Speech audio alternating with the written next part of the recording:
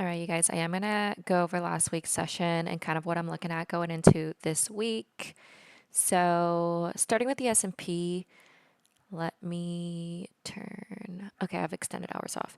So, kind of what we saw in the S&P was I'm going to back out into a higher time frame series. So, you can see we kind of started this sequence off of this high, which traded here, consolidated a little bit, and then we see that complete its downside targets here at 66.9.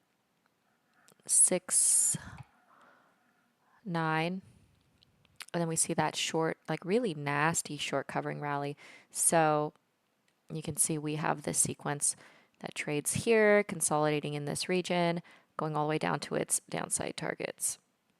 So what I would be looking for potentially, you see we do have a lot of volume up here at 887s.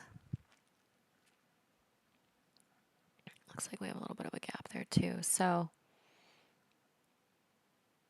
what I'm looking at potentially is, I think we already gapped up in the overnight session though.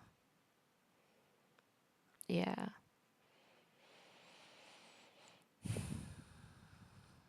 I'm probably going to look for this full traditional to trade.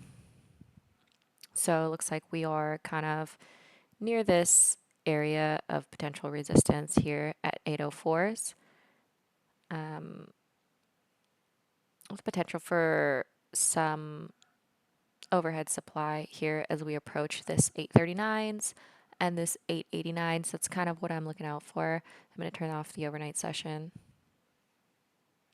Yeah, with a little bit of an unfilled gap. It looks like a little bit, yep, a little bit of a gap there. So that's kind of what I'm looking at for the S&P. It's like very simple. Either one of two things. We are going to maintain this rally where you see here, we kind of start that sequence. We trade this here to targets. Which I would say we are holding this next extension series.